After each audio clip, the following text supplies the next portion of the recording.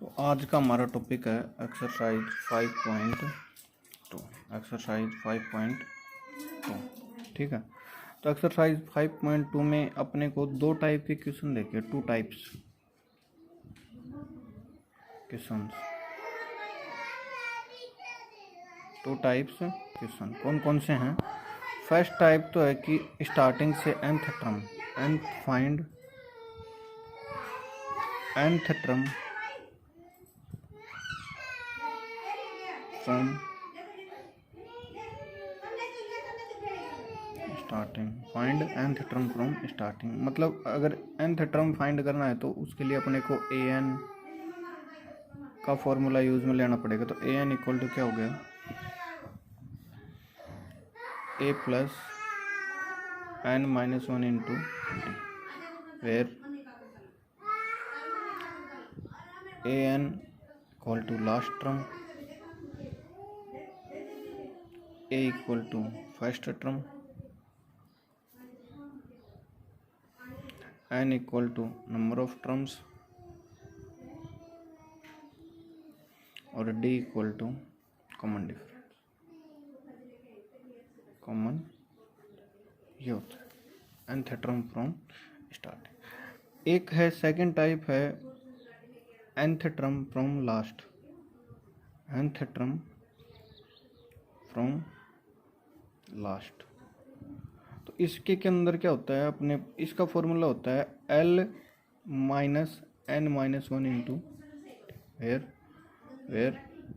l equal to क्या होता है, last term, n equal to वही नंबर ऑफ टर्म्स और d equal to same common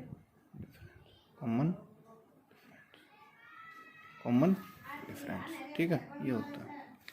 ठीक है, अपने को सिर्फ ये दो फॉर्मूले माइंड में रखने हैं कंप्लीट 5.2 एक्सरसाइज पे, और क्वेश्चन को ध्यान से देखना है कि क्या गिवन है और क्या पूछ रहा है।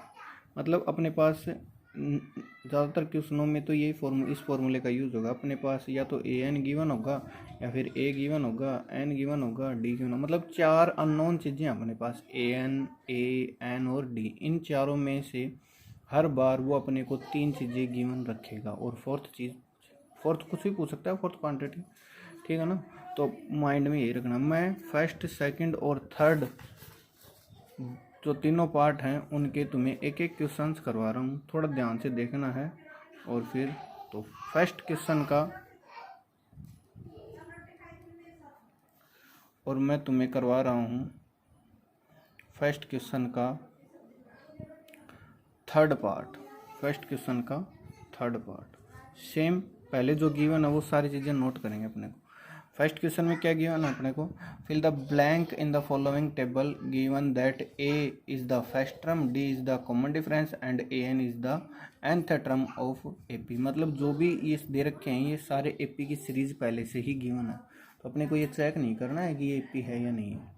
ठीक है ना, सब कुछ गिवन अपने पास। अपने को डायरेक्ट जो गिवन है वो नोट करना है, और जो पूछा है उसके लिए फॉर्मूला लगाना। फॉर्मूला इसी का यूज़ करना है, जो वैल्यू गिवन वो इस फॉर्मूले में पुट कर देंगे, बाकी का ट्रांसफ़र करके एक साइड में, और अपन अननोन वैल्यू फाइंड कर लेंगे। तो थर्ड क्वेश्चन में दे रखा अपने को a गिवन नहीं है, क्वेश्चन मार्क, मतलब a अपने को फाइंड करना है। d दे रखा है कॉमन डिफरेंस -3, और n दे रखा है नंबर ऑफ टर्म्स 18, और an दे रखा है कितना,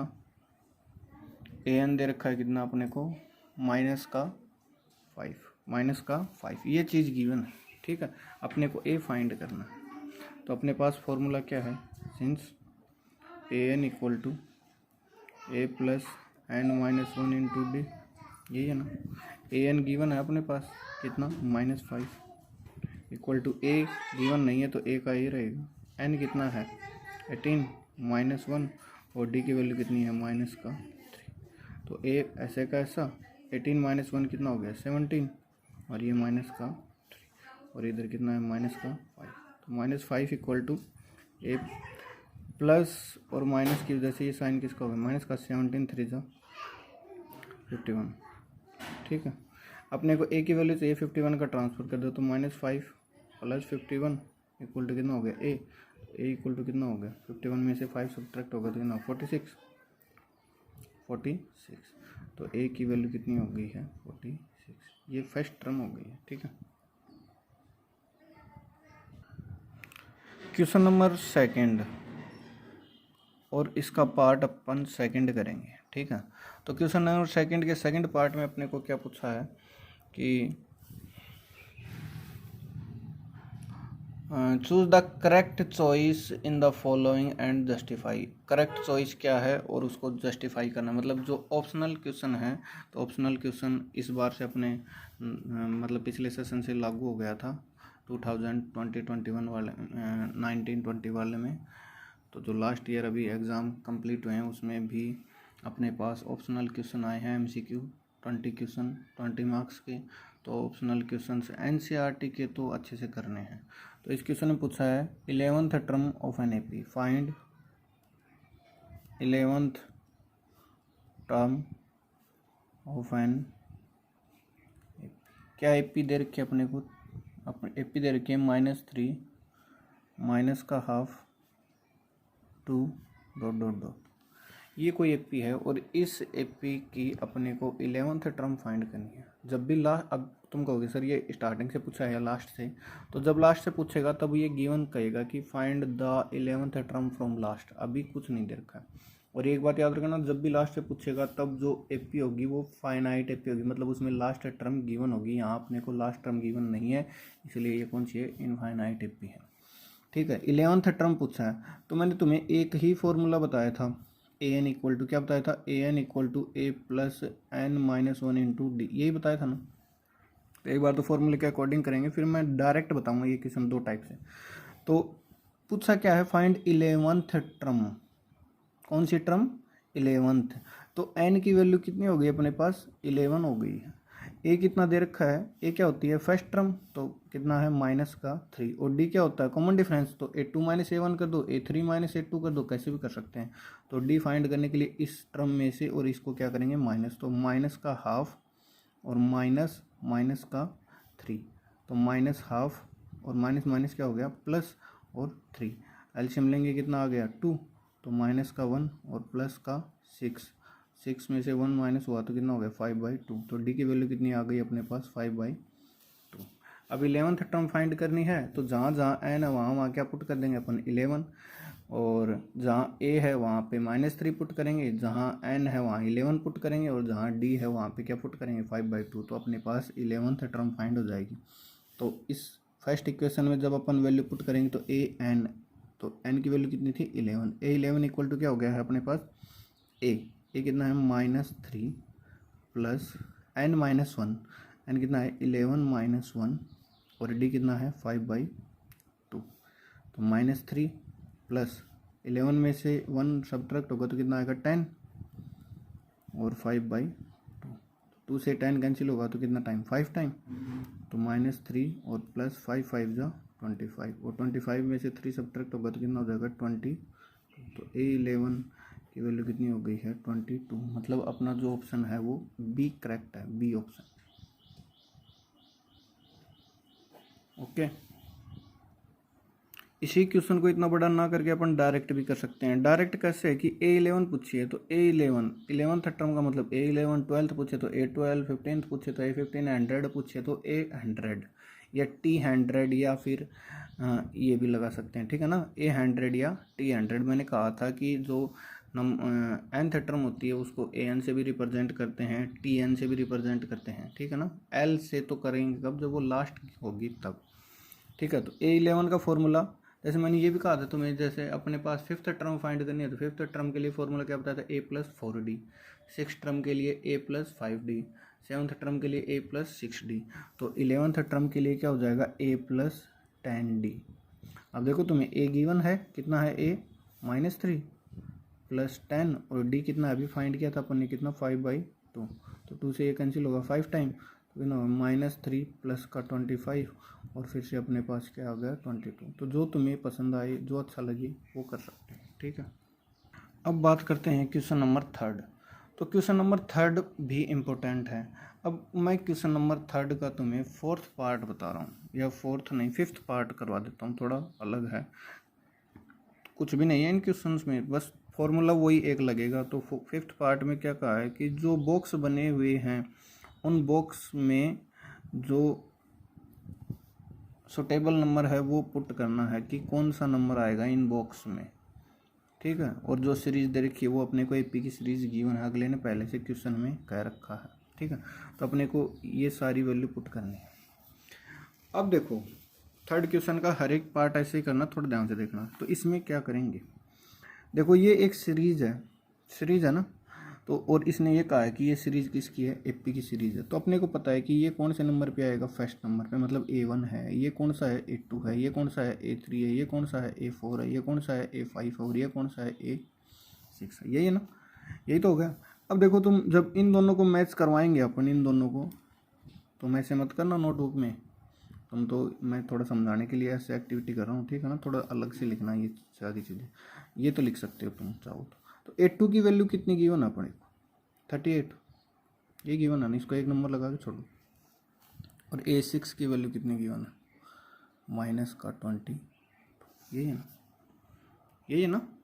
तो देखो जब A2 की वैल्यू 38 है तो A2 का फॉर्मूला क्या हो जाएगा, कितने डी आएंगे A2 में, सेकेंड टर्म है तो कितने डी आएंगे, 1 डी आएगा, इसलिए A2 का फॉर्मूला क्या हो गया, A+D इक्वल टू कितना हो गया 38। इसको अपन फर्स्ट लगा देते हैं इसकी बजाय, ठीक है। और A6 ये है तो A6 में कितने डी आएंगे, 5D, तो इसका फॉर्मूला क्या हो गया A+5D, और इसकी वैल्यू कितनी -20, तो इसको क्या लगा देते हैं।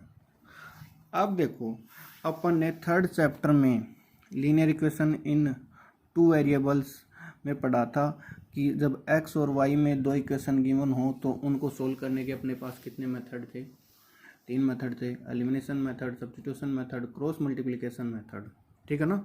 तो सेम वो एक्स वाई था यहाँ पे, यहाँ देखो A और D है और यहाँ भी A और D है, तो सेम है या नहीं है। इन दोनों इक्वेशंस को अपन बाई एलिमिनेट करके और यहाँ से A और D फाइंड कर सकते हैं या नहीं कर सकते हैं, कर सकते हैं ना। तो देखो मैं इन दोनों इक्वेशंस को क्या कर रहा हूँ, एलिमिनेट कर रहा हूँ using elimination method in first and second. तो एलिमिनेशन मेथड के लिए क्या बताया था कि कोफिशिएंट किसी भी एक वेरिएबल का कोफिशिएंट सेम होना चाहिए। तो देखो A का कोफिशिएंट सेम है, तो मैं दोनों इक्वेशंस नोट कर रहा हूँ, A+D = 38 और A+5D = -22। तो दोनों में A के कोफिशिएंट भी सेम है, साइन भी सेम है, तो दोनों इक्वेशंस क्या होंगी, माइनस, सब्ट्रैक्ट होंगी, तो दोनों के साइन चेंज हो गए और ये किसका हो गया प्लस, तो ये से कैंसिल, और ये 1D और ये 5D माइनस होकर कितना होगा, -4D। और जब अपन 38 में 22 ऐड करेंगे तो कितना हो गया 40, 60, ये तो होगा। और D = कितना हो जाएगा 60/-4, D की वैल्यू कितनी आ गई -15, D की वैल्यू कितनी आ गई है 50, ठीक है। अब D की वैल्यू फर्स्ट में पुट करेंगे तो क्या आ जाएगा A, तो फ्रॉम फर्स्ट A+D कितना था -15 और = 38, तो A = 15 उधर जाएगा तो किसको जाएगा प्लस का, तो 38 + 15, 8 और 5 13 का 3, 3 और 1 4 और 1 5, तो A की वैल्यू कितनी आ गई है 53। तो अपने को A1 चाहिए था, तो A1 कितना आ गया है, A1 ही चाहिए था ना, तो A1 कितना हो गया है 53, एक आंसर तो ये होगा। अब क्या चाहिए A3, तो अब तुम कुछ नहीं करना है, फॉर्मूले लगाना। A3 का फॉर्मूला क्या था, A+2D, तो A+2D अगर करें तो A कितना है देखो 53 और +2 और D कितना है -15, तो 53 और -30, तो कितना हो गया 3 और 5 में से 3 गया तो A3 आ गया। ऐसे ही A4 फाइंड करें तो A4 का फॉर्मूला क्या हो गया A+3D, A+3D के अकॉर्डिंग A कितना है 53 + 3 × 15 माइनस का, तो कितना हो जाएगा 53 और माइनस का 45 और ये कितना हो जाएगा 8, ये A4 आ गया। A5 कितना हो गया, A5 फाइंड कर लो। A5 का फॉर्मूला क्या हो गया A+4D, तो A+4D A कितना है अपने पास फिर से 53 + 4 और D कितना है -15, तो 53 और माइनस का 60, यहाँ से क्या देगा माइनस का। इस टाइप से अपन ने अननोन जो टर्म्स थी वो फाइंड कर ली, इस टाइप से जो अपन ने अननोन टर्म्स थी वो फाइंड कर ली। ठीक है, नेक्स्ट क्वेश्चन अगले वीडियो में देखें।